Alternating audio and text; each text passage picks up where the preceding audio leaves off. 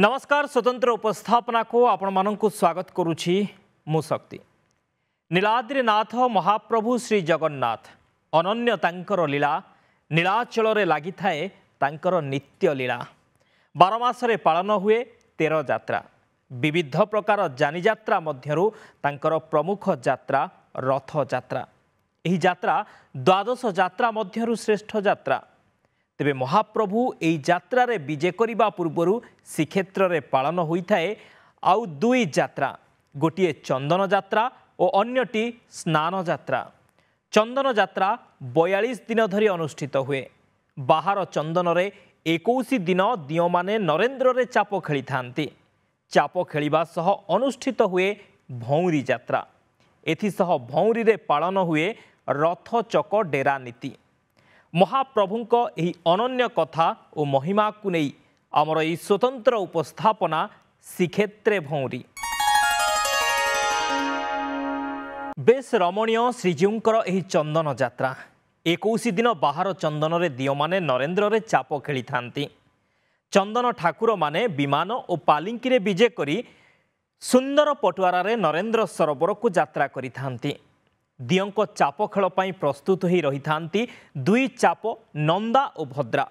दियंकर एही चंदन चाप और जल क्रीड़ा दर्शन करी विभोर होई थांती भक्त और श्रद्धालु। तेबे किपरि हुए चाप खेल जानिबा से विषय रे। कदाचित कालिंदी तट विपिन संगीत करवो मुदाभीर नारी बदन कमल स्वाद मधुप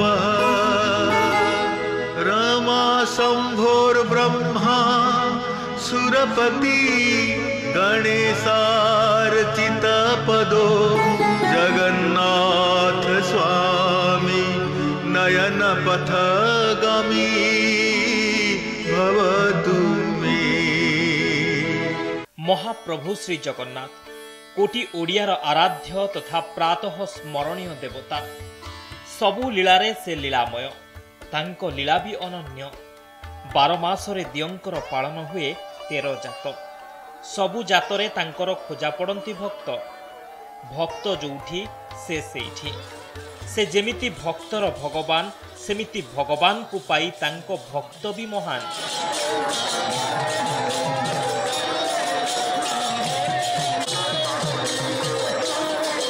भक्त डाकिदेले से ओल्हेई आसंती बड़दाण्ड को। भक्त को देखा करिबा पाई पुणी विजय करंती रथ उपरकू। महाप्रभुंको एही रथ यात्रा पूर्वरु 42 दिन धरी अनुष्ठित होइथाए चंदन यात्रा। श्रीमंदिर परंपरा इतिहास रे यहा हेउछि दीर्घतम यात्रा। सखी देखो आगो सखी देखो राधा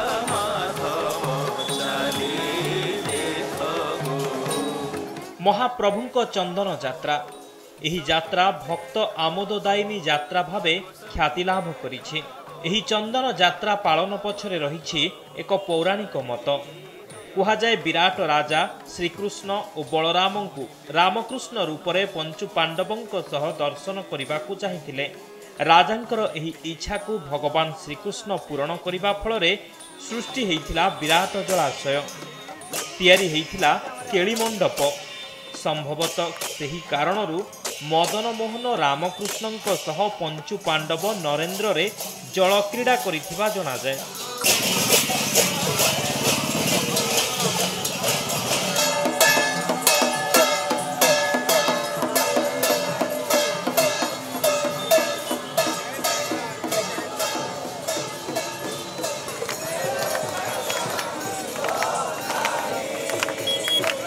दियंकर चंदन यात्रा बहु पुराणा। एही यात्रार प्राचीनता संपर्क रे स्कंद पुराण रे वर्णित। श्रीमंदिर रे श्री जगन्नाथंकु राजा इंद्रद्युम्न प्रतिष्ठा करिबा समयरु एही यात्रा प्रचलित होइथिबा जना जाय। स्कंद पुराण रे लेखा अछि शरीरे वासुदेवस्य इंद्रद्युम्नेन कारित। श्री विग्रहंक शरीर को ग्रीष्म तापरु रक्षा करिबा पई वेदपति ब्रह्मा राजा इंद्रद्युम्नंकु निर्देश देइथिले। ब्रह्मांक कथा अनुसारे राजा देवविग्रहଙ୍କ ଠାରେ कस्तूरी चंदन कर्पूर कुंकुम आदि सुगंधित प्रलेप लेपन କରିଥିଲେ।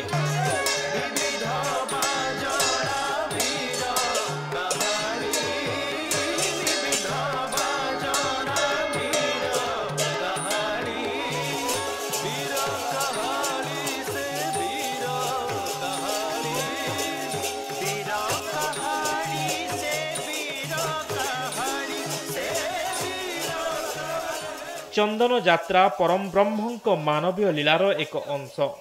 वामदेव संहितार लेखा अछि एही यात्रा को जेउ माने दर्शन करंती से माने जस धन लाभ करिबा सह वैकुंठ प्राप्ति होई थांती। श्रीक्षेत्र रे दियंकर 21 दिन धरी अनुष्ठित हुए बाहर चंदन यात्रा। विधि अनुଯାयी समस्त नीतिकांति शेष हेबा परे दियो माने पटुआरा रे नरेंद्र को चाप खेलिबा को विजय करि थांती।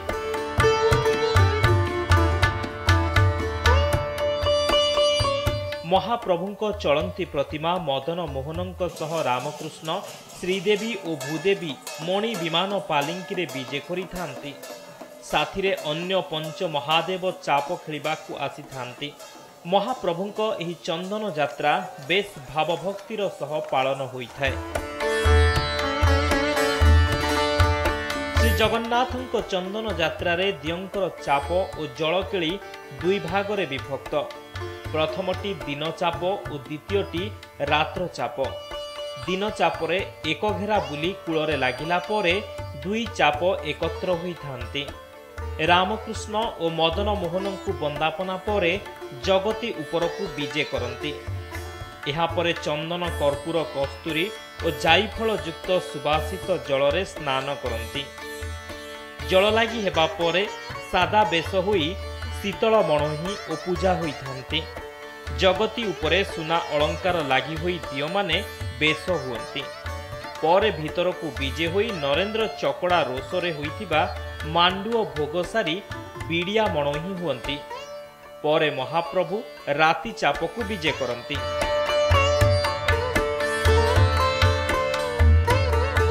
दिन चाप परी राति चापरे नरेंद्र रे दियो माने तीन घेरा बुलंती। एहा परे दियंकर बाहुड़ा हेबा सह अनन्य नीतिविधि अनुଯାयी संपन्न होई थाए।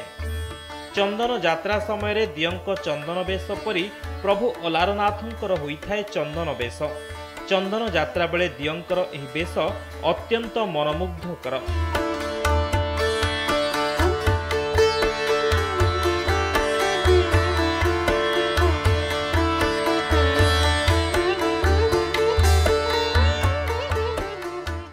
चंदन यात्रा 42 दिन धरी चलो। यह दुई भाग रे विभक्त अटे। 21 दिन बाह्य चंदन 21 दिन भीतर चंदन। बाह्य प्रत्येक दिन महाप्रभु चंदन चरचित नील कलेवर पीत वसन वनमाली। प्रत्येक दिन महाप्रभुंकर संध्याधूप पूजा बढ़िले चंदन लागी अनुष्ठित होता है।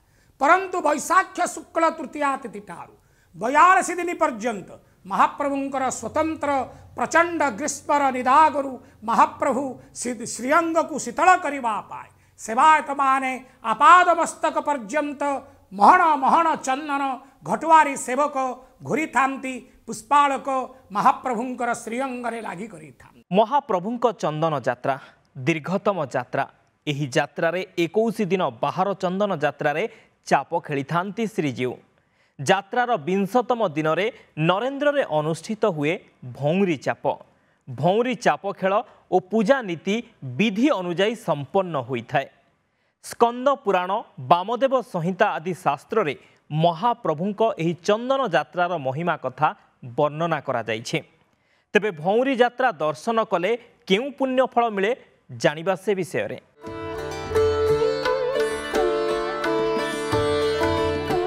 परंपरा अनुसारे दियमानंकर मानवीय लीला भौंरी यात्रा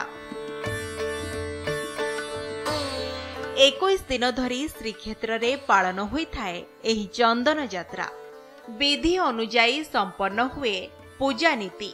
21 दिन बाहर चंदन यात्रार पूर्व दिन अर्थात 20 दिन दियंकर हुए भौंरी यात्रा।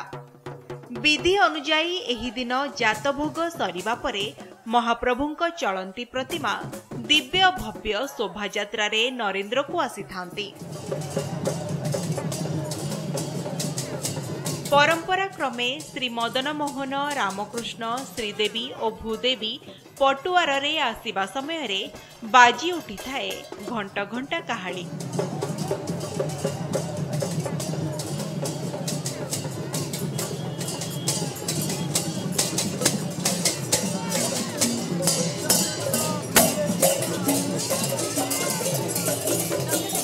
उछुली उठे शंख हुड़हुड़ी।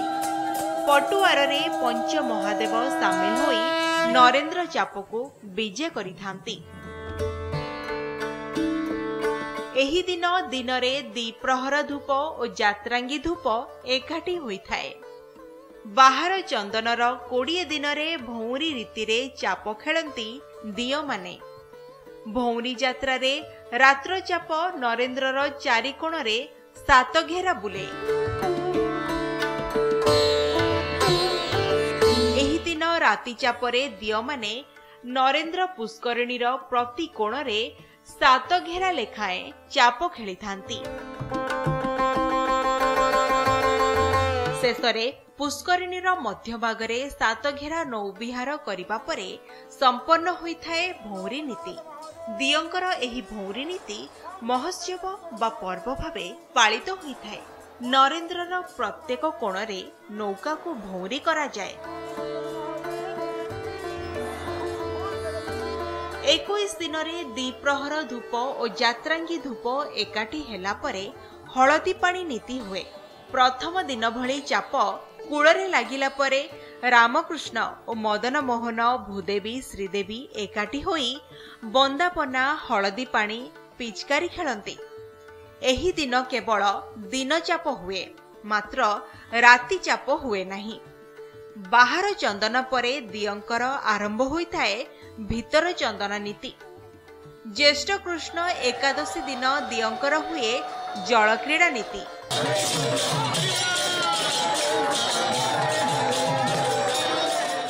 विश्वास अछि महाप्रभुंक एही चंदन यात्रा दर्शन कले मानसिक शांति मिली थाए, पुणी मिली थाए सकल पापरु मुक्ति। निदा घरे महाप्रभुंक एही चंदन यात्रार शोभा अत्यंत मुग्ध मनोहर हेबा सह श्रद्धालु मानंकु भावभक्ति रे करिथाए विभोर।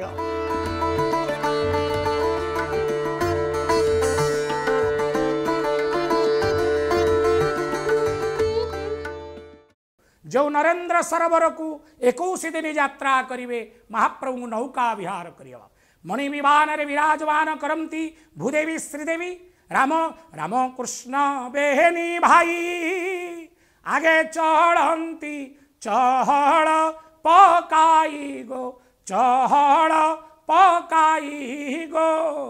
रामकृष्ण बेनी भाई पालिंक रे विराजमान करी यात्रा करंती आगे आगे। मणि विमान रे विराजमान करी भूदेवी श्रीदेवींकर सहित मदन मोहन यात्रा करंती नरेंद्र सरोवर।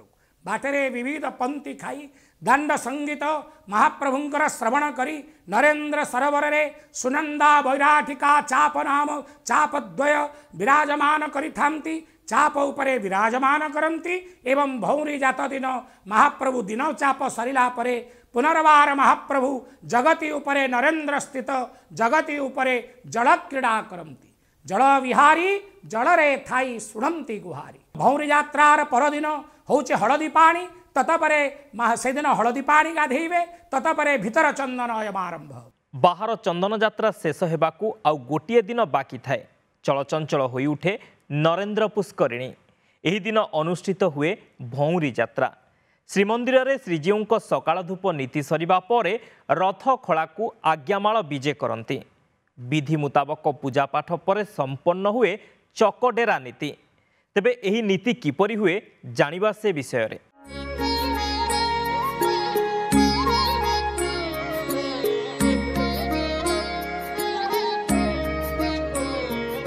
महाप्रभुंक पवित्र यात्रा रथ यात्रा।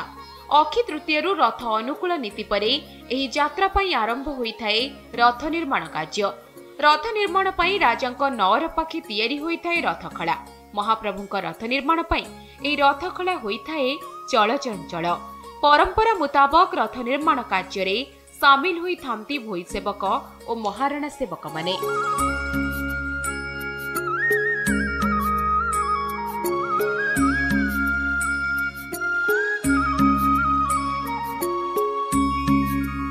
विधि अनुसार भौरी यात्रा दिन संपन्न होता है चक डेरा नीति।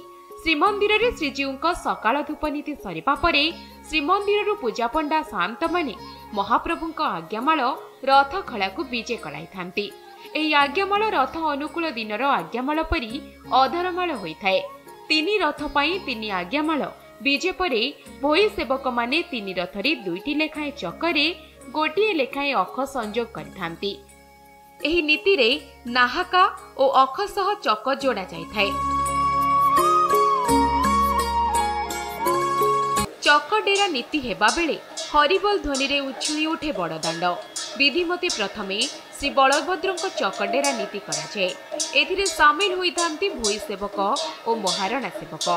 महाराणा सेवक खंडुआ पाटकू तालध्वज चकरे रखिबा परे आज्ञामाल विजय कराइथांती पूजा पंडा शांत। एहापरि श्री जगन्नाथଙ୍କ रथ चकडेरा नीति होई आज्ञामाल लागि हुए। शेषरे सुभद्राଙ୍କ रथरे आज्ञामाल लागि होई विधि संपन्न होइथाए। एथिसह भौरी रे चकडेरा नीति शेष होइथाए। एहिपरि भाबरे तीनी रथर 6टी चक 3टी अख सहित जोड़ा हुए। भौरी रे चकडेरा नीति संपन्न हेबा परोक्षरे श्रृंखलित रथ निर्माण कार्य को सूचई देइथाए। एही चकडेरा नीति रे सामिल होइथांती 70 रु अधिक भोई सेवक।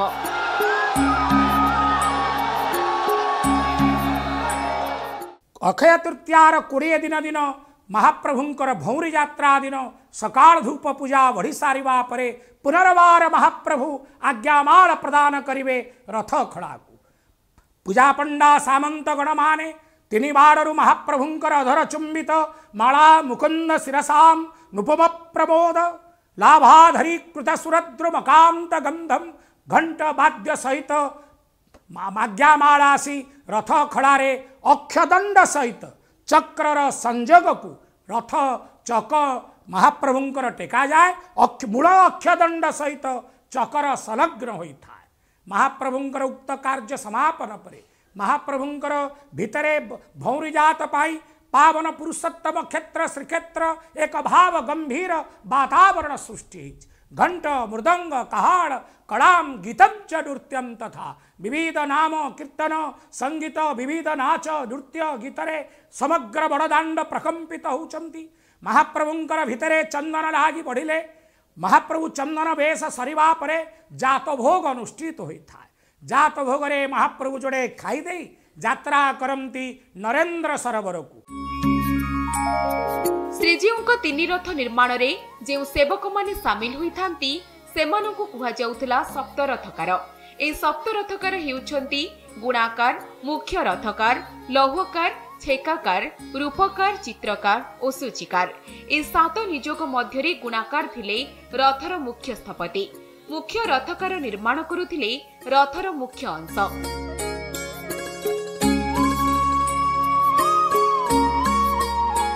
मुख्य रथकारंकु विश्वकर्मा महाराणा संबोधन मध्य करिथांती। किछि गवेषकଙ୍କ मतरे 8 प्रकार सेवकଙ୍କ मिलित उद्यम और श्रमरे 3 सुदृश रथ निर्माण होइथांती। रथर आरंभରୁ शेष पर्यंत ଏହି सेवक माने उपस्थित रही पुरुषानुक्रमे कार्य करि आसुछंती।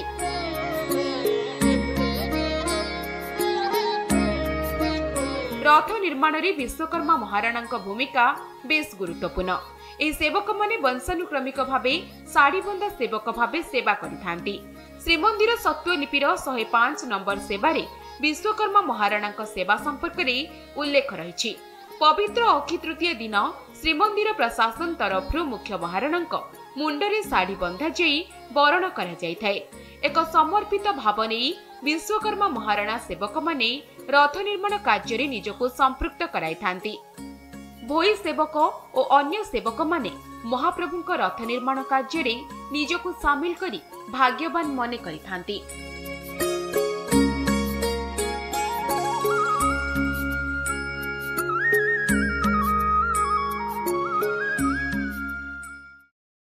ଆମର ଭଉଣୀ କି 3 ରଥର 2ଟି ଲେଖା ଚକ ନିହାତି ଆବଶ୍ୟକ ସରିବ। ସରିକି ଆମେ ଡେରିବୁ, ଆଜ୍ଞାମାଳ ଆସିବ, ଆଜ୍ଞାମାଳକୁ ଆମେ ରିସିଭ୍ କରି ଆଜ୍ଞାମାଳକୁ ଚକ ଉପରେ ଟାଙ୍ଗିବୁ। ରଥର ଯେଉଁ ସିଂହ ଚିତ୍ର ହୁଏ ନୃସିଂହ ଚତୁର୍ଦ୍ଦଶୀ ଆମର ଠାକୁର ଆସିଲେ ରୂପକାର ମାନେ ସବୁ ଆସନ୍ତି, ତାଙ୍କୁ ଆମେ ଚୌପଟ କରିକି ଗୋଟେ ଗୋଟେ କାଠ ଦେଲେ ସେ ତାদের ନୃସିଂହ ଚିତ୍ର କରି ଏଇ ନିହଣ ସାହାଯ୍ୟରେ ସେ ଖୋଳିକି ତାକୁ କାଢ଼ନ୍ତି। ନନ୍ଦିଘୋଷ ତାଳଧ୍ୱଜ ଦେବଦଳନ 3ଟି ଯାକ ରଥର କାମ ଅକ୍ଷୟ ତୃତୀୟା ଦିନ ଶୁଭ ଦିଆଯାଇଥାଏ ପ୍ରଭୁଙ୍କ ରଥ। ତା ପରଦିନ ଠାରୁ ଆମର କାମ ଚାଲେ। ବର୍ତ୍ତମାନ ମଧ୍ୟ ଚଳିତ ବର୍ଷ ସେହି ଓଡ଼ି ଅନୁସାରେ ପ୍ରଭୁଙ୍କର ରଥ ଶୁଭ ଦିଆଯାଇ କାମ ଚାଲୁଛି। ରଥର ମୁଖ୍ୟ କାମ ହେଉଛି ଚକ କାମ। ଚକ କାମ ସରିଲା ପରେ ତା ଭିତରେ ବି ଅନ୍ୟାନ୍ୟ କାମ ଚାଲିଥାଏ, କିନ୍ତୁ ମୁଖ୍ୟ କାମ ଆମେ ଚକ କାମକୁ ଧରି ନେଇଥାଉ। সেই ଚକ କାମ ଗୁଡ଼ିକ ବର୍ତ୍ତମାନ ଜୋରସୋରରେ ଚାଲିଛି। ଆପଣ ଦେଖିପାରୁଥିବେ ପଛପଟେ କିଭଳି ଭାବରେ ଚକ ତିଆରି ଚାଲିଛି। ବର୍ତ୍ତମାନ ବାହୁରିକା ଆମର ଯେଉଁ ପ୍ରଭୁଙ୍କର ଗୋଟେ ନୀତି ନିୟମ ଅଛି, ଆମର ଅକ୍ଷୟ ତୃତୀୟା ଦିନ ରଥ କାମ ଶୁଭ ଦିଆଯାଇଥିଲେ ମଧ୍ୟ ଭଉଁରୀ ସୁଦ୍ଧା ଆମର ଚକ ଅଖ ଯୋଡ଼ି ଯୋଡ଼ି ଚକ ସହିତ ଗୋଟେ ଗୋଟେ ଅଖ ସଂଯୋଗ କରାଯାଇ ଠିଆ କରାଯାଏ। ସେହି ପରିପ୍ରେକ୍ଷୀରେ ଭଉଁରୀକି ଦୃଷ୍ଟି ରଖି ଆମର ପ୍ରଭୁଙ୍କ ରଥର ଚକ କାମ ଦ୍ରୁତ ଗତିରେ ଚାଲିଛି। ତାପରେ ଚକଟା ଯାଇ ସାରିଲା ପରେ ଭଉଁରୀକି ଆଗାମୀ ସ୍ନାନ ପୂର୍ଣ୍ଣିମା ନୀତି କି ଆମର କାମର ଅଗ୍ରଗତି ଆମେ ଜାଣିବା ପାଇଁ ରଥର 4 ନାହାକା ଡେରା ହେଇଥାଏ। ତା ଭିତରେ ସବୁତକ ଚକ ସରିଲା ପରେ ଶୀତଳ ଷଷ୍ଠୀକି ଆମର ସବୁତକ ଚକ ଅଖ ପରଦିନ ଗଳି ଯାଇଥାଏ। ପରମ ଦୟାଳୁ ମହାପ୍ରଭୁ ତାଙ୍କ ମହିମା ଅପାର। ଭକ୍ତ କୃପା ଭିକ୍ଷା କଲେ ସେ ମାନସିକ ପୂରଣ କରିଥାନ୍ତି। ତାଙ୍କ ଚନ୍ଦନ ଯାତ୍ରାକୁ ଦର୍ଶନ କଲେ ମିଳିଥାଏ ମୁକ୍ତି। ଆପଣମାନେ ଚନ୍ଦନ ଯାତ୍ରା ଦର୍ଶନ କରି ଆନନ୍ଦ ଲାଭ କରନ୍ତୁ। ଆଜି ପାଇଁ ସମୟ ହୋଇଛି। ସ୍ୱତନ୍ତ୍ର ଉପସ୍ଥାପନାକୁ ଏଇଠି ରଖୁଛୁ। ନମସ୍କାର।